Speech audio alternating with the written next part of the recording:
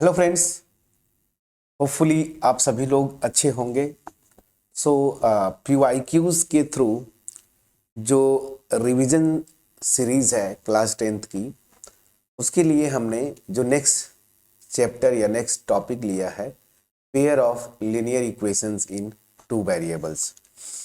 ये छोटा चैप्टर है फ्रेंड्स, और यहाँ से ज़्यादातर जो क्वेश्चंस बने हैं रिसेंट ईयर्स की अगर मैं बात बोलूँ तो या तो MCQ या फिर शॉर्ट आंसर या वेरी शॉर्ट आंसर टाइप के क्वेश्चंस बने हैं।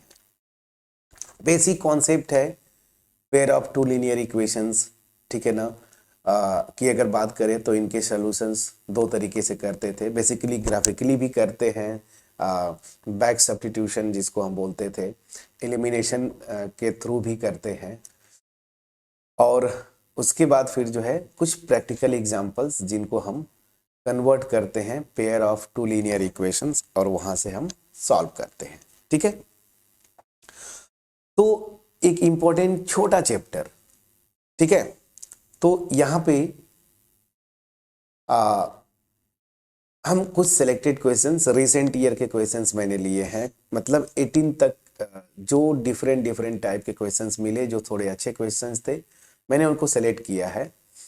तो बिना देर किए स्टार्ट करते हैं। बट अगर वीडियो अच्छी लगे, एफोर्ट मेरा आपके पास पहुंच पाए, कमेंट सेक्शन में कमेंट के थ्रू अप्रिशिएट जरूर करिएगा, फ्रेंड्स के साथ शेयर करिएगा, और वीडियो अच्छी लगे तो लाइक ज़रूर करिएगा। चैनल पे नए हैं, सब्सक्राइब करना मत भूलिएगा।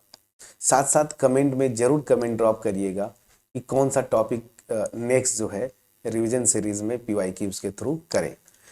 अब इस सीक्वेंस में मैंने जो सबसे पहला क्वेश्चन लिया है 2023, नेक्स्ट ईयर, बस 23 का हुआ, 24 में आप एग्ज़ाम देंगे। जब मैं ये वीडियो रिकॉर्ड कर रहा हूँ आफ्टर 1 मंथ ही मैं बोलूँगा, ज़्यादा नहीं, फरवरी में देना है आपको। तो MCQ है 1 मार्क्स का। कॉन्सेप्ट आपको अगर पता है तो MCQs वगैरह में कोई दिक्कत नहीं होगी, किसी भी ईयर का क्वेश्चन अगर आप देख लेंगे।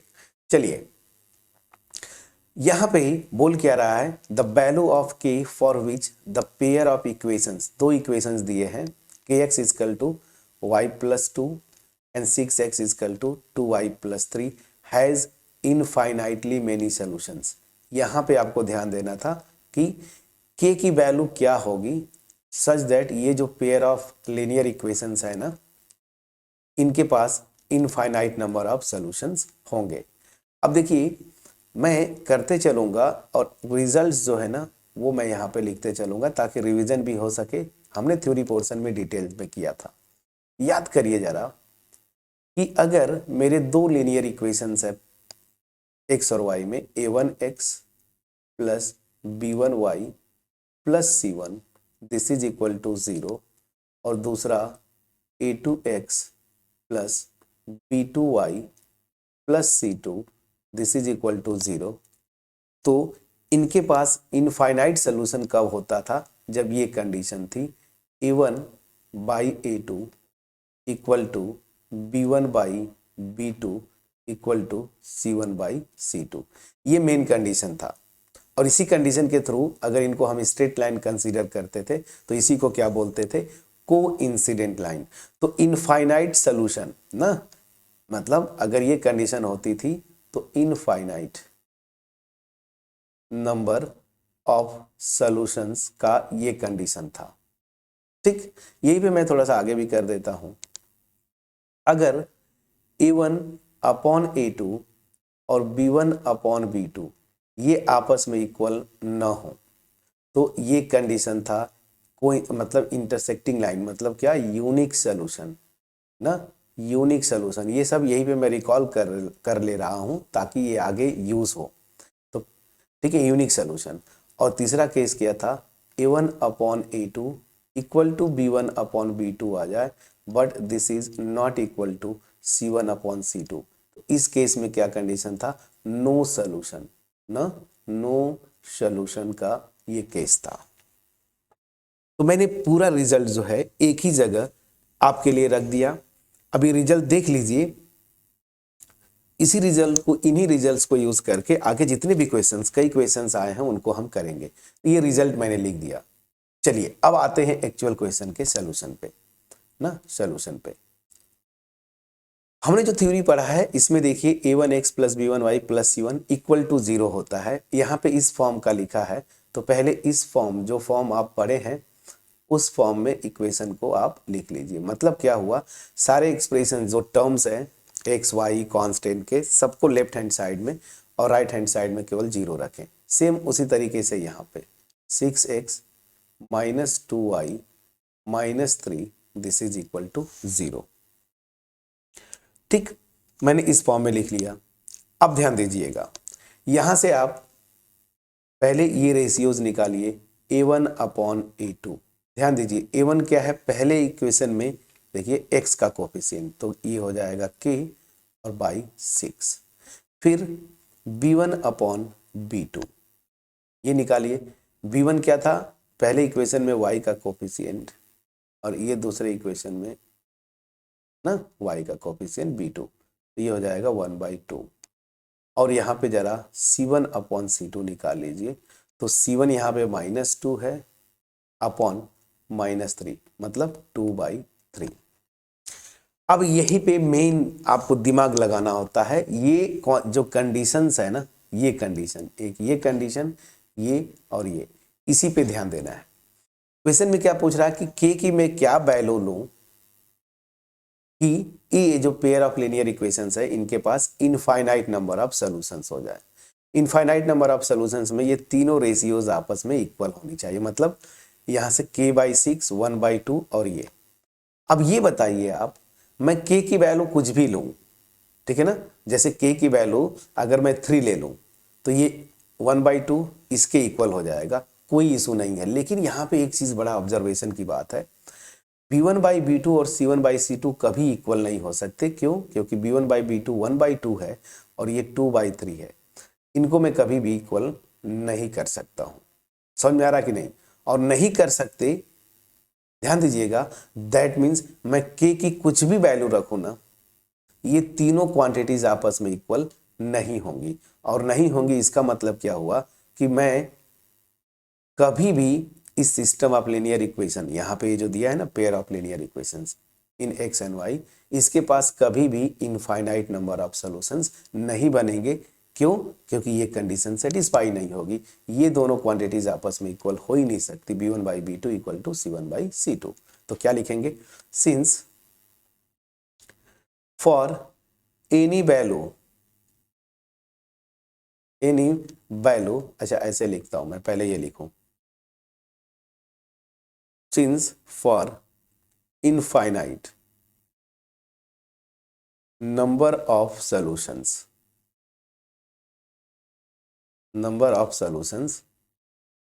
क्या होना चाहिए, a1/a2 equal to b1/b2 equal to c1/c2।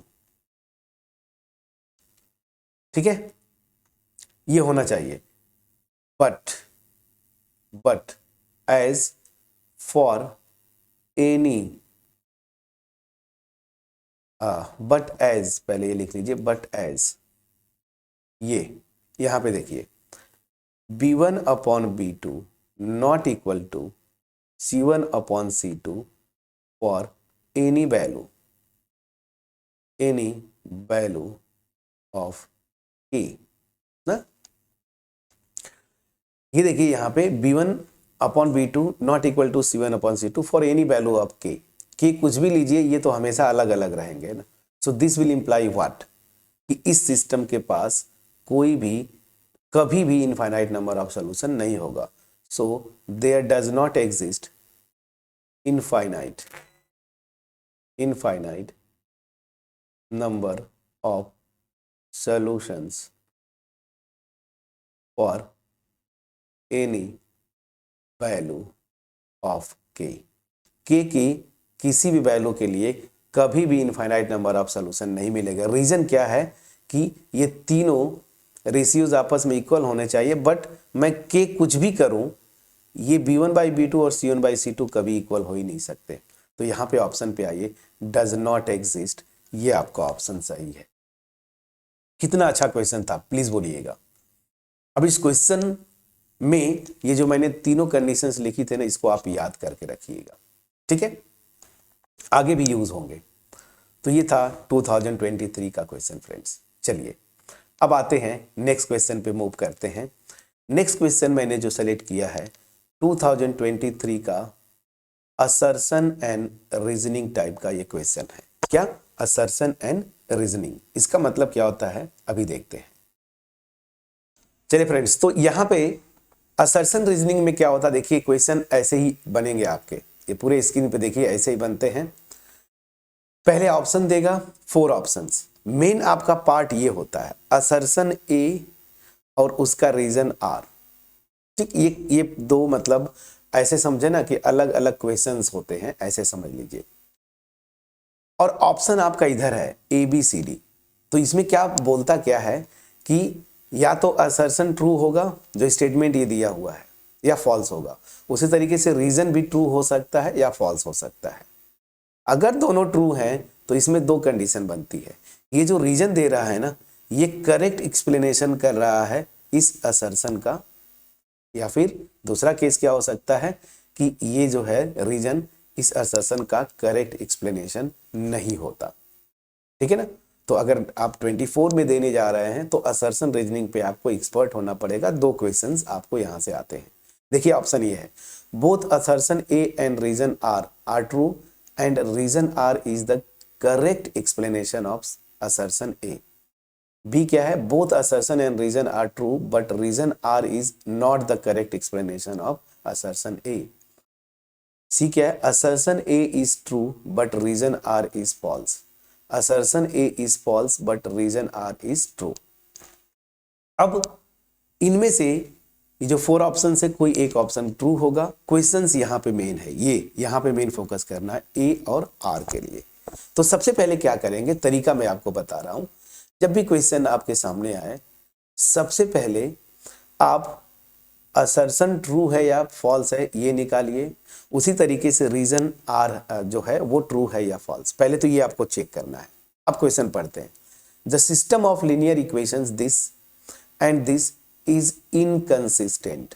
क्या? इनकंसिस्टेंट। तो पहले आप चेक कर लीजिए कि ये ट्रू है या फॉल्स है। इनकंसिस्टेंट का मतलब क्या होता है, ये हमने सीखा है थ्योरी में भी। इनकंसिस्टेंट का मतलब ये होता है कि नो सॉल्यूशन, मतलब ये जो सिस्टम ऑफ लीनियर इक्वेशन दिया है इसके पास कोई सॉल्यूशन नहीं है। तो इनकंसिस्टेंट का कंडीशन क्या था, अभी जस्ट ऊपर मैंने बताया था। देखिए ये वाला होता है a1 अपॉन a2 इक्वल होगा b1 अपॉन b2 के, और ये दोनों क्वांटिटी चूंकि आपस में इक्वल हैं बट ये नॉट इक्वल टू होगा, इनकी कॉमन वैल्यू जो होगी ना वो not equal to c1 upon c2। तो चलिए जरा देखते हैं। अभी जस्ट किया आपने तो यहां से याद होगा, ये ध्यान दीजिए। a1 पहले ये निकाल लीजिए, फटाफट निकालेंगे आप। सो a1 अपॉन a2 क्या हो जाएगा, ये इसी फॉर्म में है ax plus B Y plus C equal to 0। पहले सबसे पहले हमेशा इस फॉर्म में लिखें।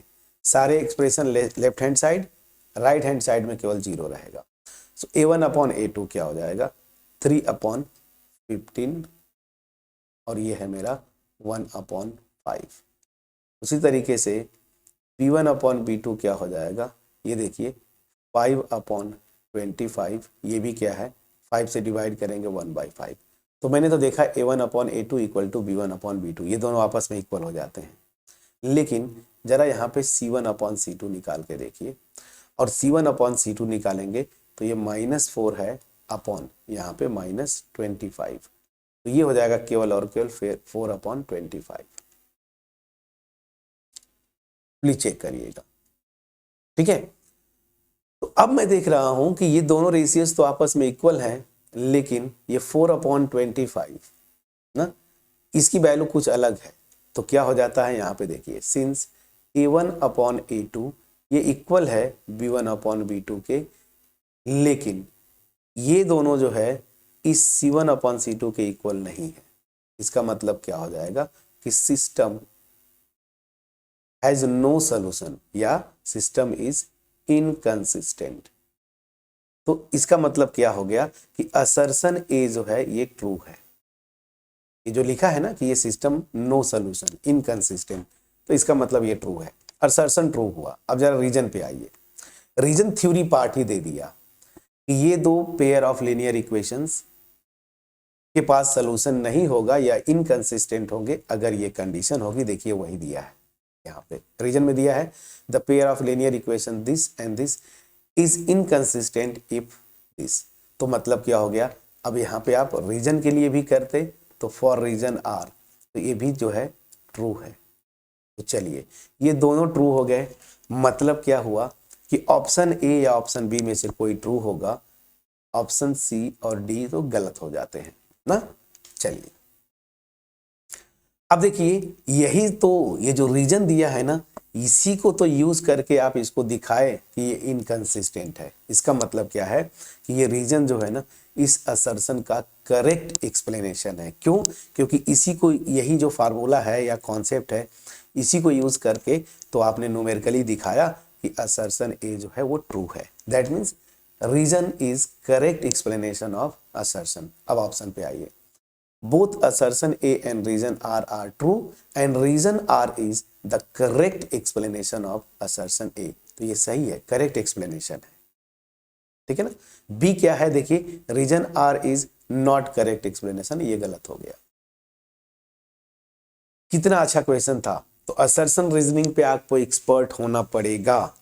आगे भी चलते रहेंगे, बहुत सारे टॉपिक अभी रिवीजन करना है, वहां पे भी असर्शन रीजनिंग के क्वेश्चंस आएंगे, तो ये चीजें और क्लियर होती जाएंगी। होपफुली ये मेरा एफर्ट जो है, ये एमसीक्यू 2 मैंने एमसीक्यू किया 2023 थे, आपके पास पहुंच पाया होगा, ठीक है। फिर बाकी जो क्वेश्चंस होंगे आप देखेंगे एमसीक्यूज में ऐसे ही मिलते जुलते हैं, तो हम आगे थोड़ा सा बढ़ेंगे शॉर्ट और वेरी शॉर्ट आंसर टाइप के क्वेश्चंस का।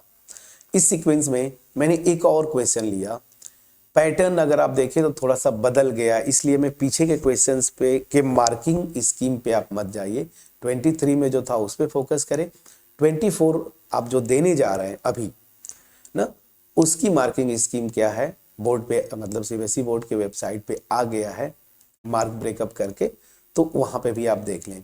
तो ध्यान दीजिए अभी क्या है, पहले इसके पहले 23 के पहले वेरी शॉर्ट आंसर जो थे 1 नंबर के आते थे, लेकिन अब वेरी शॉर्ट आंसर देखिए 2 मार्क्स का आ रहा है।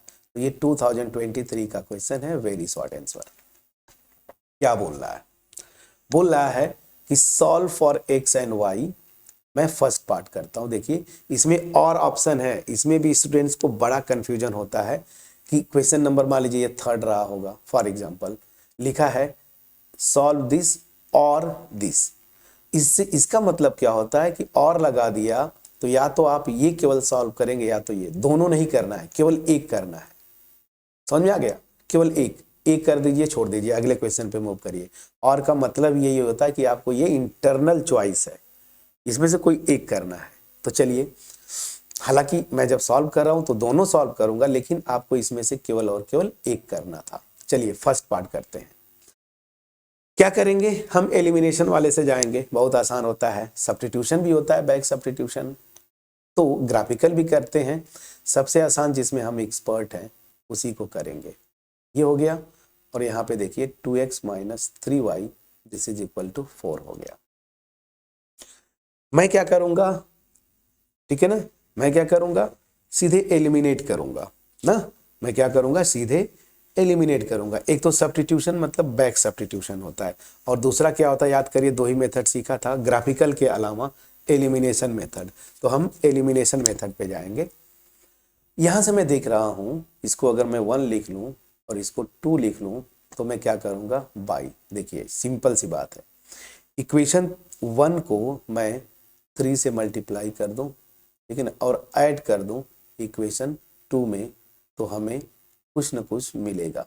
तो चलिए इसको 3 से मल्टीप्लाई करते हैं। So this will be 3x plus 3y this is equal to 18, और यहाँ पे 2x minus 3y this is equal to 4। आप ऐड कर रहे हैं तो यहाँ पे देखेंगे कि ये दोनों कैंसिल आउट होते हैं, and this will B 5x, and इधर देखिए 18 प्लस 4 22, तो यहाँ से x की वैल्यू जो है 22/5 आ गई। x की वैल्यू 22/5 आ गई, तो y की वैल्यू क्या आ जाएगी, प्लीज चेक करिएगा। तो y की वैल्यू निकालने के लिए आप क्या करेंगे, किसी एक में पुट कर दीजिए, तो फ्रॉम 1 x की वैल्यू पुट करिए 22/5 plus y this is equal to 6। तो y की वैल्यू क्या आ जाएगी, प्लीज चेक करिएगा, यहाँ पे आ जाएगी 6 माइनस 22/5, तो कितना हो जाएगा 30 माइनस 22/5 मतलब 8/5। तो y की वैल्यू मेरी आ गई 8/5। आपका ये आंसर हुआ, x की value is this and y की वैल्यू आपकी ये आ गई। ये आपका आंसर सॉल्व कर लिया हमने एलिमिनेशन से। अब जब आप करते हैं ना कि मैंने ये किया कैलकुलेशन गलत है या सही है, इसको रफ कॉपी पे वेरीफाई कर लीजिए, इसी इक्वेशन में रख दीजिए। तो x की वैल्यू कितनी थी, देखिए लेफ्ट हैंड साइड में रखूंगा 22/5 और y की वैल्यू अगर मैं 8/5 रखूंगा तो क्या आ जाएगा, देखिए 30/5 कितना 6, राइट हैंड साइड आ गया। और ये साइमल्टेनियस इक्वेशंस है, इसको भी साथ में सेटिस्फाई करेगा। तो 2 इंटू 22/5 माइनस 3 इंटू 8/5, ये कितना हो जाएगा 44/5 माइनस 24/5। तो 44 में से दिस, तो ये कितना हो जाएगा 20/5 4, राइट हैंड साइड आ गया। मतलब मैंने जो आंसर निकाला सही निकाला। ये एक तरीका मैं जब थ्योरी कर रहा था तब भी बताया था, अभी भी बता रहा हूँ कि आंसर सही है हमारा। तो जैसे आपने ए पार्ट कर दिया तो छोड़ देना था, फिर अगले क्वेश्चन पे मूव करना था। ये इंटरनल चॉइस है, दोनों नहीं करना था, क्योंकि मैं आपको बता रहा हूं। तो बी पार्ट भी मैं यहाँ पे कर दूंगा लगे हाथ। बी पार्ट के लिए देखिए क्या दिया है, बोल कह रहा है find out whether the following pair of linear equations are consistent और इनकंसिस्टेंट।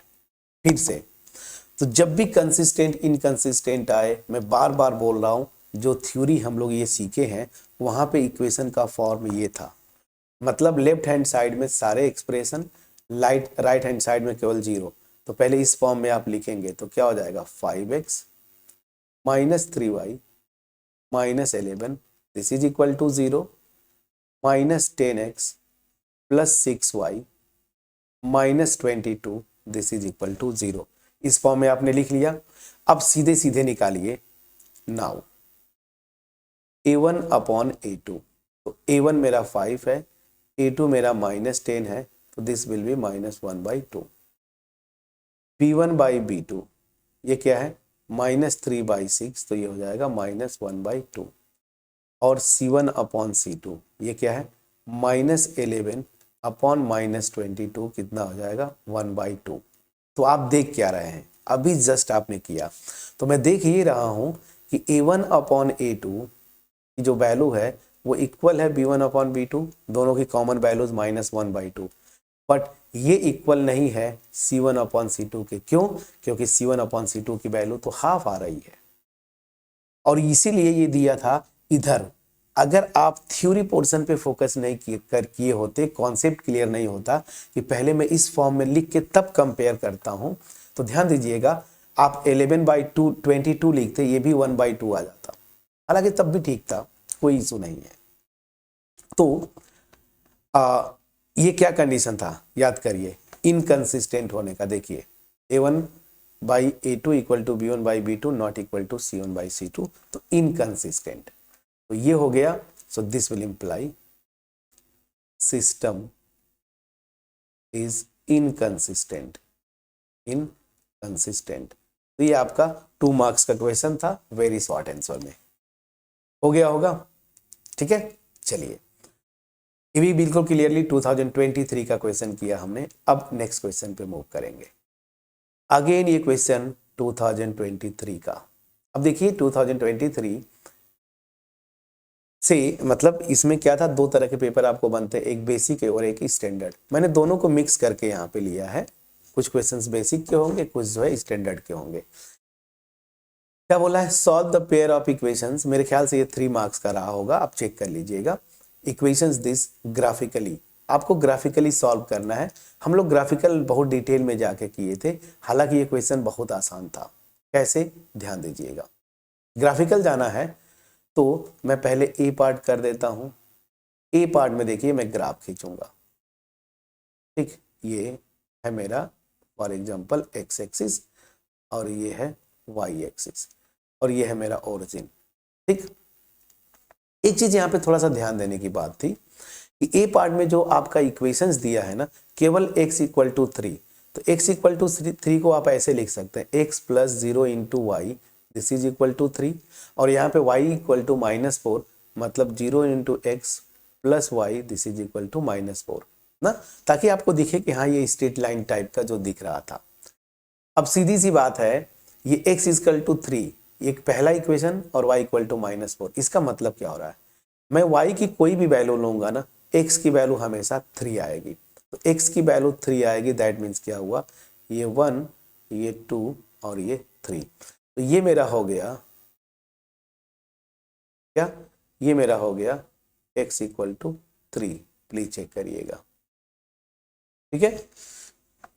अब आते हैं, ये है y इक्वल टू -4, इसका मतलब क्या है कि x की वैल्यू कुछ भी रखूंगा ना, y बराबर -4 आना चाहिए, तो y बराबर -4 देखिए इधर, ये -1 -2 -3 और ये -4, तो ये ग्राफ जो जाएगा ये स्ट्रेट लाइन। अच्छा, मैं इस इक्वेशन को अभी इरेज कर देता हूँ, जस्ट आपको एक्सप्लेन करने के लिए बोला था, मैं ग्राफ पे फोकस करता हूँ, तो ये देखिए ये मेरा यहाँ पे आया ऐसे, तो सोल्यूशन कब एग्जिस्ट करता था, जब दोनों लाइन एक पॉइंट पे इंटरसेक्ट करेंगी, ये पॉइंट यहाँ पे देखिए ये, तो यूनिक सोल्यूशन, अगर ये पैरेलल लाइंस हो जाएं तो नो सोल्यूशन, और कोई इंसिडेंट एक ही पे एक लाई कर जाए तो इनफाइनाइट। तो यहाँ पे मैं देख रहा हूँ कि केवल एक पॉइंट पे इंटरसेक्ट कर रहे हैं, ये मेरा क्या था, y इक्वल टू -4, तो मेरा सोल्यूशन क्या आया प्लीज चेक करिएगा। सो सोल्यूशन इज x की वैल्यू देखिए यही से आता है 3 और y की वैल्यू जो है -4, इसी एक पॉइंट पे कट कर रहे थे ना, तो यही सोल्यूशन होता है, यही सोल्यूशन हो गया, ठीक है ना। अब कितना अच्छा था, यही सोल्यूशन है, x equal to 3 and y equal to -4, एक पॉइंट पे इंटरसेक्ट करती है सेम। अब आपको या तो ये करना था या फिर इसका और पार्ट बी करना था। बी पार्ट पे जरा आ जाए, बी पार्ट क्या बोल रहा है, using graphical method find weather following system of linear equation is consistent और नॉट। यहाँ पे सोल्यूशन बोलने के लिए बोल रहा था और यहाँ पे चेक करने की बात कर रहा है कि कंसिस्टेंट है या नहीं। अब कंसिस्टेंट है कि नहीं, इसके लिए भी अगेन सेम रूल, ये लिखा है x इक्वल टू 0, इसका मतलब क्या हो गया कि x plus 0 into y this is equal to 0, और दूसरा इक्वेशन है y इक्वल टू -7, इसका मतलब क्या हो गया 0 into x plus y this is equal to -7। तो इन दोनों का सोल्यूशन क्या होगा, x और y की वो वैल्यूज जो दोनों को साथ साथ सेटिस्फाई करे। अगेन आपको वही करना था, चलिए मैं ग्राफ खींचता हूं यहाँ पे, प्लीज चेक डाउन, ये देखिए ये हो गया x एक्सिस y एक्सिस 0,0। पहला क्या है ध्यान दीजिए, x इक्वल टू 0 क्या होता है, अगर इस लाइन का इक्वेशन मतलब y कुछ भी लीजिए x की वैल्यू 0, और x की वैल्यू 0 कहाँ पे होती है, ध्यान दीजिए ये y एक्सिस पे, प्लीज चेक करिएगा, तो मतलब ये y एक्सिस ही है, ये इक्वेशन को रिप्रेजेंट करता है, y एक्सिस है यहीं पे x इक्वल टू, तो पूरी y एक्सिस पहले इक्वेशन को ग्राफ पे रिप्रेजेंट करता है। दूसरा क्या है, y equal to -7, y equal to -7 क्या होगा, जैसे मान लीजिए -1 -2 -3 -4 -5 -6 और मान लीजिए यहाँ पे कहीं -7 है, तो दूसरा जो मेरा लाइन है वो ये है, ये क्या है मेरा y इक्वल टू -7, तो ये दोनों लाइंस को इंटरसेक्ट करना चाहिए, तो ये दोनों लाइन देखिए इस पॉइंट पे इंटरसेक्ट कर रही हैं, इस पॉइंट का कोऑर्डिनेट क्या है, x कोऑर्डिनेट 0 y एक्सिस पे ही और y की वैल्यू -7, तो इसका सोल्यूशन होगा, ठीक है ना, इसका सोल्यूशन होगा, और क्या होगा, यूनिक सोल्यूशन ना, तो इसका मतलब क्या हुआ, कंसिस्टेंट, तो आप लिख देते कंसिस्टेंट। आपको यही पूछ रहा था ना कि कंसिस्टेंट है या नहीं, बस यहाँ पे ये चेक करना था, तो कंसिस्टेंट होगा। ये तो ग्राफिकली किया, अगर दिमाग आप लगाते कि चलो भाई हम थ्योरेटिकल जाएंगे चेक कर लें कि कंसिस्टेंट है या नहीं इस वाले रूल से, तो इसको भी आप कर सकते हैं, कैसे ध्यान दीजिएगा, आप ये निकाल, ये तो आपका एक्चुअल सोल्यूशन ऐसे होता, लेकिन क्रॉस चेक करना था, तो आप जरा चेक करिए a1/a2 क्या होगा, देखिए इसका कोफिशिएंट 1, यहाँ पे 0, और b1 बाई b2 क्या होगा, ये ध्यान दीजिए 0/1। ये दोनों क्वांटिटी सेम नहीं है फ्रेंड्स, इसको हम बोलते हैं नॉट डिफाइंड या इन्फिनिटी, और इसकी वैल्यू 0। तो यहाँ पे क्या आ जा रहा है, a1/a2 not equal to b1/b2। और ये केस कब था, यूनिक सोल्यूशन, और देखिए यहाँ पे यूनिक सोल्यूशन तो आ ही रहा है ना, कितने अच्छे से हमने किया। यही सेम रूल आप थ्योरी वाला यहाँ पे भी लगा सकते थे, यूनिक सोल्यूशन आएगा, ठीक है ना। ये देख लीजिए यूनिक सोल्यूशन का यही कंडीशन था, कहाँ गया ये, प्लीज चेक करिएगा। तो 23 में क्वेश्चंस इजी थे, लेकिन आपको कॉन्सेप्ट मेजर कर रहे थे, ठीक है ना। होपफुली ये भी, इस क्वेश्चन का भी सोल्यूशन आपके पास पहुंच पाया होगा। अब मैं आता हूं नेक्स्ट। अब थोड़ा सा मैंने पुराने क्वेश्चंस की तरफ चलेंगे। 23 मैंने ले लिया है, ठीक है ना। 20 के भी क्वेश्चंस थे, 20 के भी क्वेश्चन मैं लिया हूँ। हाँ देखिए ये क्वेश्चन है, तो मैंने ऐसे ही अलग अलग टाइप्स के जो क्वेश्चंस बन सकते थे उसको मैंने लिया। अगेन ये देखिए आपका जो मेन पोर्शन है ना, थ्योरी वाला पोर्शन, उस पे आपको फोकस करना ही पड़ेगा। मतलब थ्योरी क्या, जो कॉन्सेप्ट यूनिक सोल्यूशन है, infinite number of solution, no solution, इस पे देखिए क्वेश्चंस भरे पड़े हैं, देखिए पूरा भरे पड़े हैं। एनीवेज ये जो क्वेश्चन हम करने जा रहे हैं ये भी भरा पड़ा है उसी से। क्या बोल रहा है देखिए, फॉर व्हाट वैल्यूज ऑफ के the pair of equations this and this has a unique solution. तो याद रखिए जब भी क्वेश्चन मिले, पहले जो थ्योरी में इक्वेशन जिस फॉर्म में था a1x plus b1y plus c1 equal to 0, मतलब सारे एक्सप्रेशंस, इक्वेशंस के सारे एक्सप्रेशन लेफ्ट हैंड साइड में, राइट हैंड साइड में 0। सो गिवन इक्वेशंस या सिस्टम ऑफ इक्वेशंस आर, पहले ये लिखिए क्या है, ax minus 2y minus 3 equal to 0, पहले इस फॉर्म में आप लिखेंगे, और यहाँ पे 3x plus y minus 5 this is equal to 0। अब यूनिक सोल्यूशन का कंडीशन लगाएंगे, पहले ये रेशियोज कैलकुलेट कर लीजिए। तो a1/a2 क्या हो जाएगा, k/3, b1/b2 आप निकाल लीजिए, -2/1 मतलब -2 आ रहा है, ठीक है, या 2/1 भी आप लिख के छोड़ सकते हैं, कोई दिक्कत नहीं। चलिए -2/1 कर दिया, और जरा c1/c2 निकाल लीजिए, दिस विल बी -3/-5 मतलब 3/5। प्लीज चेक करिएगा, ठीक। अब आपको बोल क्या रहा है कि यूनिक सोल्यूशन, यूनिक सोल्यूशन में कंडीशन जो होता है पहले वो लिखेंगे। तो since for unique solution, for unique solution, ठीक है ना। यूनिक सोल्यूशन के लिए मेरे पास एक ही कंडीशन था, a1a2 not equal to b1b2। अब यहाँ पे ये c1c2 है क्या, इसका मुझे कोई मतलब नहीं है। देखिए ये कंडीशन बड़ा इंपॉर्टेंट है, इसको बहुत केयरफुली ध्यान देना है। यूनिक सोल्यूशन का बस केवल ये होता है। अब इसमें c1c2 क्या है फर्क नहीं पड़ता। c1c2 कहाँ पे मेजर करते हैं, जब इनफाइनाइट नंबर ऑफ सोल्यूशंस हो या नो सोल्यूशंस हो। यूनिक में बस केवल a1/a2 not equal to b1/b2, बस ये कंडीशन लगाना, ये चीज ध्यान रखिएगा। तो चलिए अब यहाँ पे लिख दीजिए, सो दिस विल इंप्लाई a1/a2 मेरा क्या है, k/3, this is not equal to, यहाँ पे देखिए ये -2 आ गया, मैंने लिख दिया, -2/1 भी लिख सकते हैं।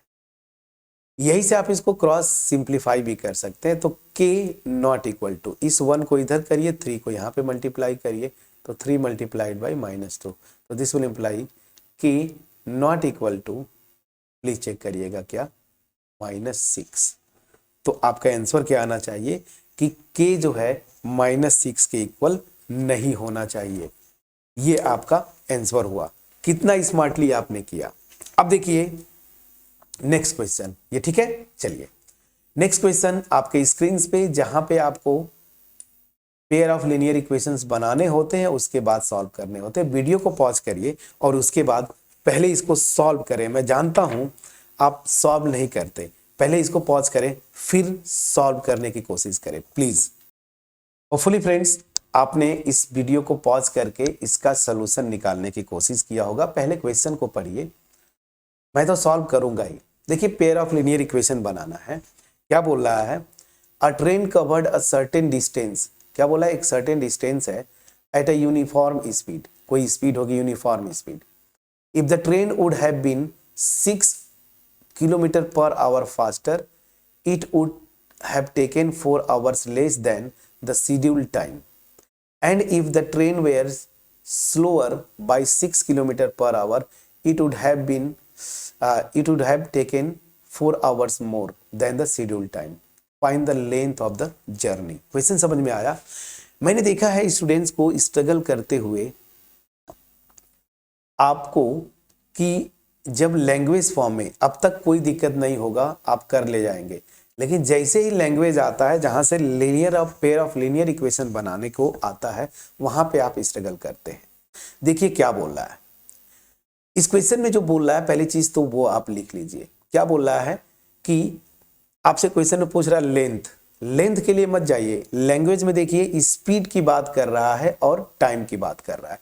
तो पहले आप एज्यूम करेंगे लेट स्पीड बी, ये फुल मार्क्स का क्वेश्चन है फ्रेंड्स 2020 का, be x kilometre per hour and scheduled time ना, आप ये लिखेंगे and scheduled time be y hours, ठीक है ना, आप पूरा लिख लीजिएगा आवर्स, मैंने इसको शॉर्ट में लिखा। तो यहां पे स्पीड मैंने माना और टाइम माना, क्योंकि क्वेश्चन में स्पीड और टाइम आ रहे हैं। अगर यहाँ पे डिस्टेंस मान लेंगे तो क्वाड्रेटिक इक्वेशन टाइप का बनेगा। ऐसे क्वेश्चन हम क्वाड्रेटिक इक्वेशन से भी कर सकते हैं, बट हम लीनियर पे स्टिक करेंगे। अब चलिए, अगर ऐसा हो गया तो ये मेरी जो डिस्टेंस है ना, ये डिस्टेंस क्या हो जाएगी, फार्मूला आपके पास है, distance equal to speed into time, ये था ना।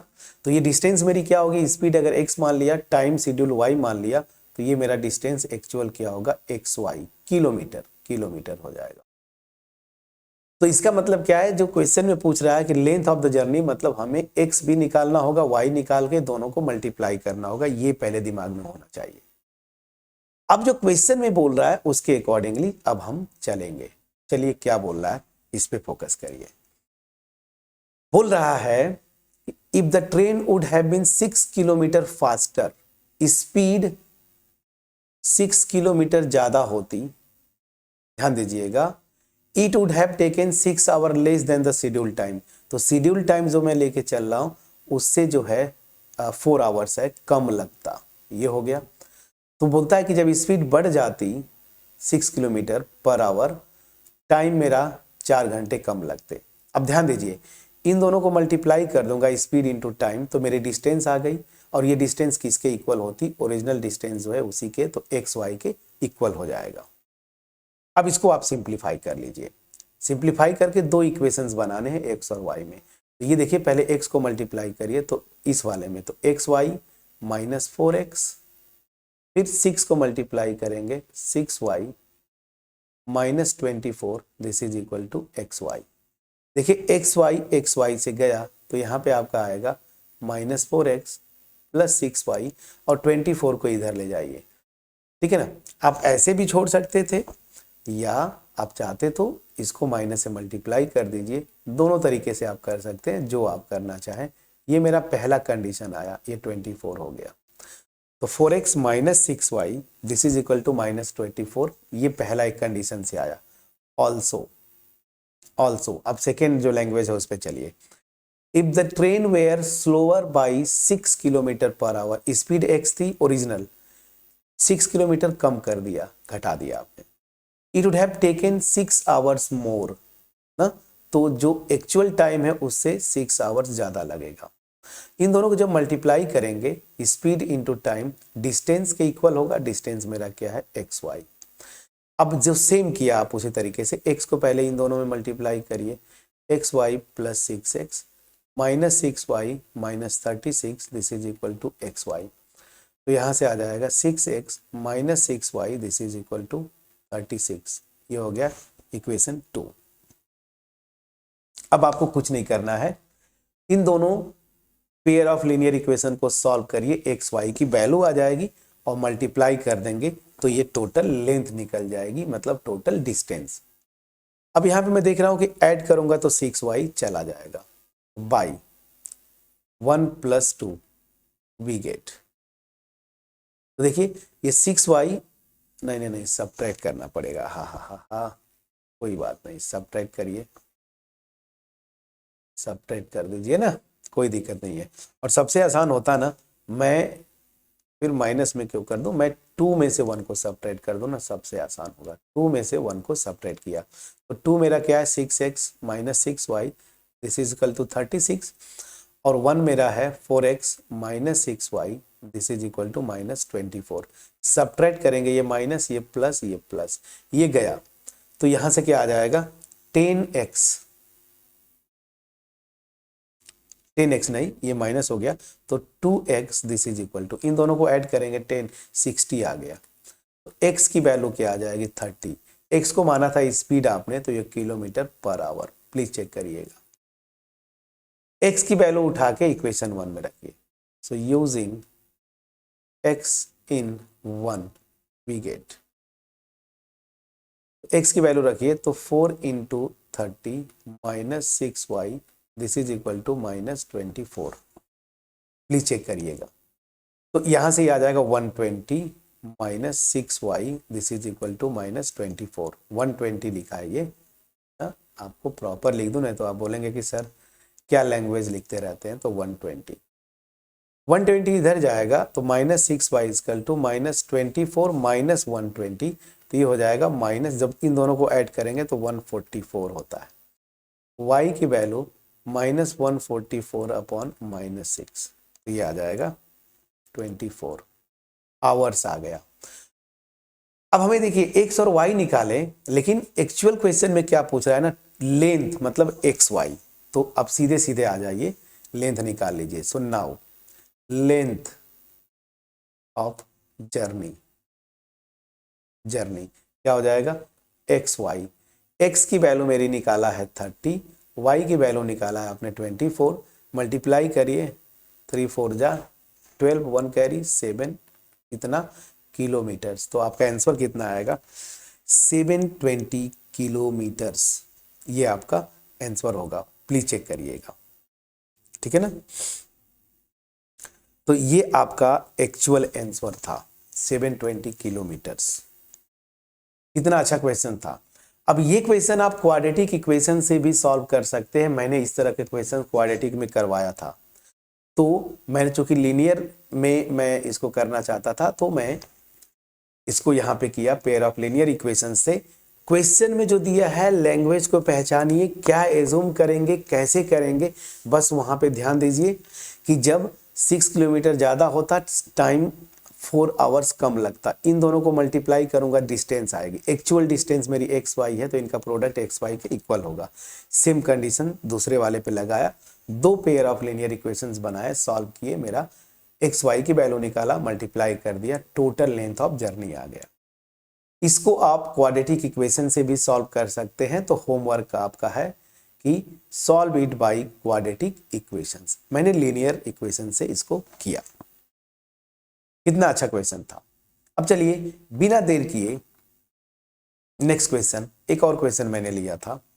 इस क्वेश्चन को अगर पढ़ें आप, बहुत ही अच्छा क्वेश्चन है। अच्छा एक मिनट, ठीक है चलिए। तो इस क्वेश्चन को अगर आप पढ़ें तो ये क्वेश्चन जरा ध्यान से देखिए क्या है। ये क्वेश्चन में बोल रहा है कि अ 2 डिजिट नंबर इज ऑब्टेन्ड। ये क्वेश्चन की अगर मैं बात बोलूं बोर्ड में, तो 12 और 16, थोड़ा पुराना ले लिया, कोई इशू नहीं है, सारे टाइप के क्वेश्चन हो जाएंगे। तो a 2 digit number is obtained by either multiplying the sum of digits by 8 and then subtracting 5। देखिए बड़ा कंफ्यूजिंग लैंग्वेज है, और इसलिए मैंने इस क्वेश्चन को लिया है। नंबर्स पे बहुत सारे क्वेश्चंस आपको लीनियर इक्वेशंस पे मिल जाएंगे, बट ये क्वेश्चन जो है थोड़ा सा टेढ़ा था, ठीक है। फिर क्या बोला, और by multiplying the difference of the digits by 16, ठीक है, and adding 3 find the number. याद करिए मैंने कैसे बताया था। सोल्यूशन पे मैं आता हूं 12 और 16 का फुल मार्क्स का क्वेश्चन। याद करिए, मैं जब भी बोला था 2 डिजिट का नंबर तो आपको बोला था 10x प्लस वाई फॉर्म में एज्यूम करेंगे, जहां पे 10th प्लेस वाली डिजिट x है ना, और यूनिट प्लेस वाली y है। तो मैं एज्यूम कर लेता हूं, लेट द नंबर, या ऐसे लिखता हूं, हाँ लिखिए, लेट द नंबर बी, क्या नंबर हो जाएगा, इसको आपको एज्यूम करने होगा 10x प्लस वाई। मैंने एज्यूम कर लिया कि चलो भाई मेरी जो नंबर है ना वो ये है। ठीक, अब आपसे क्या बोल रहा है, इस पे फोकस करिए। सो बोल रहा है पहला कंडीशन गिवन। देखिए इसको लॉजिक समझिए, जैसे मैं बोलता ना 43 2 डिजिट की नंबर है तो कैसे लिखते, 10 इंटू 4, ठीक है, प्लस 3 लिखते ना, वही तो मैं लिख रहा हूं 10x प्लस वाई। अब ये नंबर 43, इसको ऐसे करेंगे तो 43 आ गया। यहाँ पे 10th प्लेस 4 है और यूनिट प्लेस पे 3 है, और बोल रहा है ना कि इसके डिजिट्स, डिजिट्स क्या है 4 और 3। तो चलिए वही बोल रहा है, तो क्या बोल रहा है कि a 2 digit number is obtained either by multiplying the sum of digits। तो यहाँ पे डिजिट्स क्या हो जाएंगे, x और y। जैसे यहाँ पे देखिए 43 था तो 4 और 3, तो सम करना है x प्लस वाई, और इसको आप क्या करेंगे 8 से मल्टीप्लाई कर देंगे। ये बोला है ना कि obtain either by multiplying the sum of digits by 8 and then subtracting 5। उसके बाद 5 सब्ट्रैक्ट कर दीजिए, तो ये किसके इक्वल हो जाएगा, 10x प्लस वाई। ये यही बोला ना कि वो जो नंबर है 10x प्लस वाई जो एज्यूम करके चल रहा हूं, इसको मैं इस तरीके से निकाल सकता हूं। तो यहां से एक इक्वेशन बनेगा, सिंप्लीफाई कर लीजिए, 8x plus 8y minus 5, this is equal to 10x plus y. ये हो गया। अब इसको सिंप्लीफाई कर लीजिए थोड़ा, ठीक है।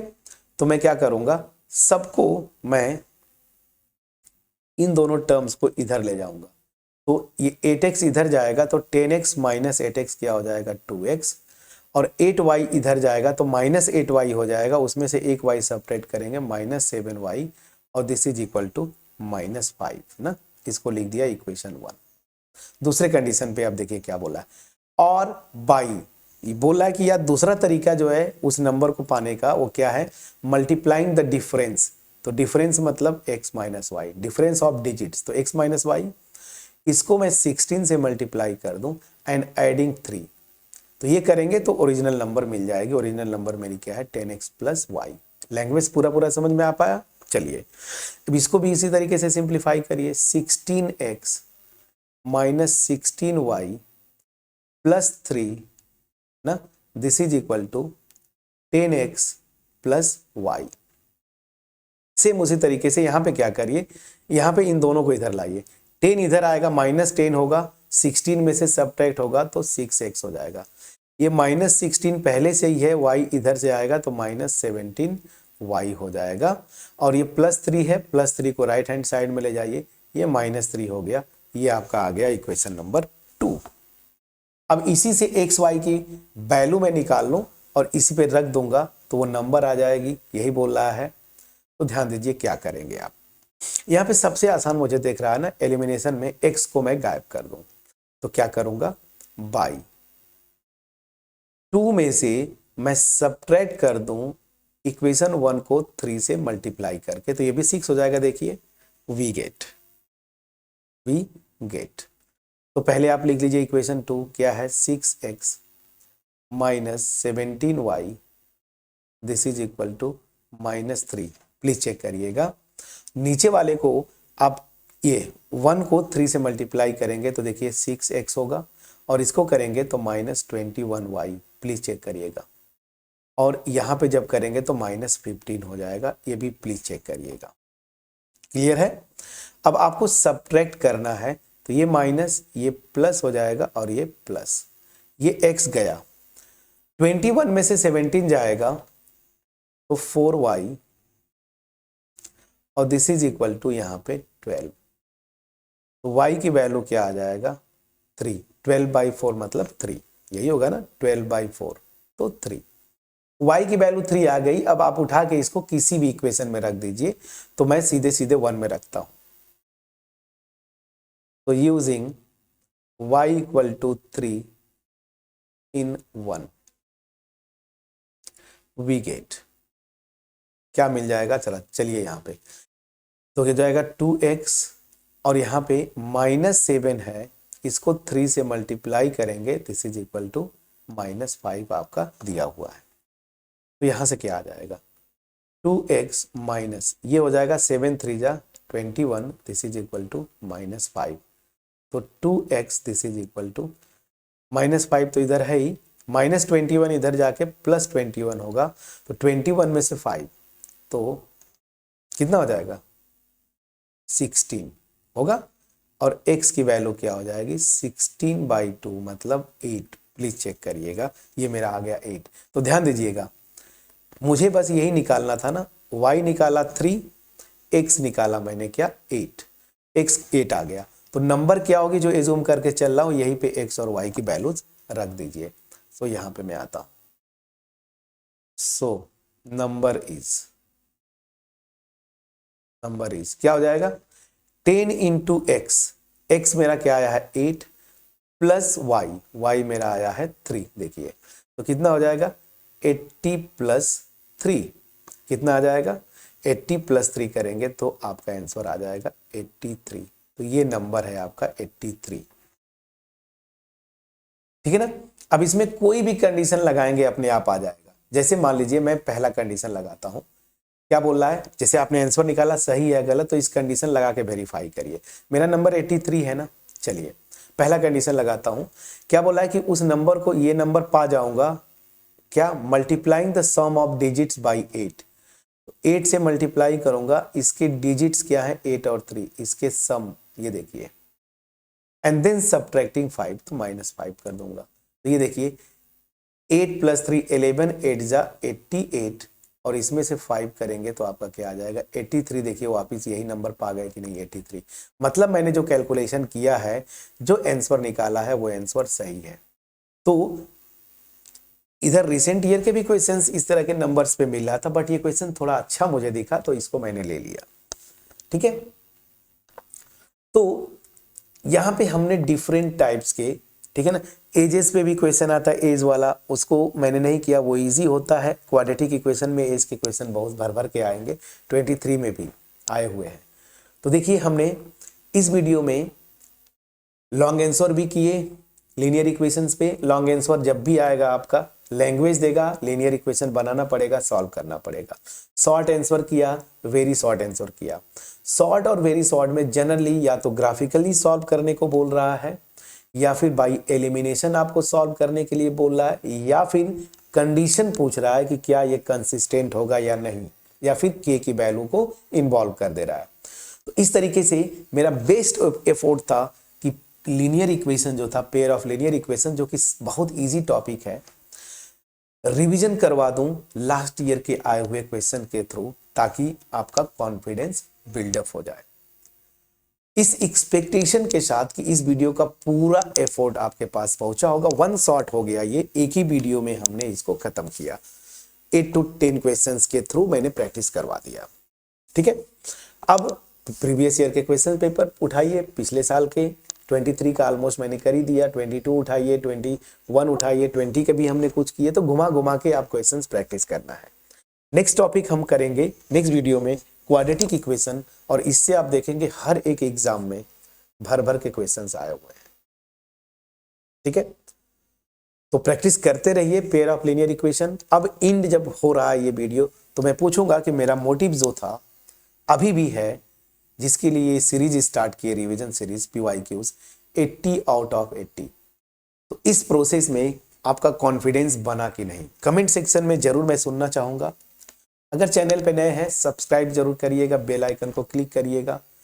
इवन दो अगर आप बार बार विजिट करते हैं तो भी चैनल को सब्सक्राइब करिए, बेल आइकन क्लिक करिए। याद रखिए ये चैनल तो वैसे भी आपको बहुत यूजफुल होने वाला है। अगर आप मैथ्स लेते हैं तो 11 12 में यूज़ होने होगा, वीडियोज़ वहाँ पे देखेंगे। जब तक आप 12 में जाएंगे तब तक हम जेई का भी कोशिश मैं करूँगा, यहाँ पे आपको कुछ मतलब जो लेक्चर्स हैं उनको मैं प्रोवाइड करवा दूँ यहाँ पे। तो चैनल को जरूर सब्सक्राइब करें। वीडियो अच्छी लगी हो लाइक जरूर करिएगा, फ्रेंड्स के साथ शेयर करिएगा। मेरा जो मोटिव है मास में लोगों के पास इनफाइनाइट, मतलब मैं ये बोलूँ इनफाइनाइट इन द सेंस मास में लोगों के पास क्वालिटी वीडियोज पहुंचाना। ठीक है, मैं बोल रहा था यहाँ पे इनफाइनाइट सोल्यूशन आया, वो दिख गया। तो ठीक है, मास में लोगों के पास क्वालिटी वीडियोस पहुंचाना, इसमें आप हेल्प करें। चलिए मिलते हैं नेक्स्ट वीडियो में जहाँ पे हम करेंगे क्वाड्रेटिक इक्वेशन। तब तक अपना ख्याल रखें, पढ़ाई करते रहें। Thank you so much for watching my video.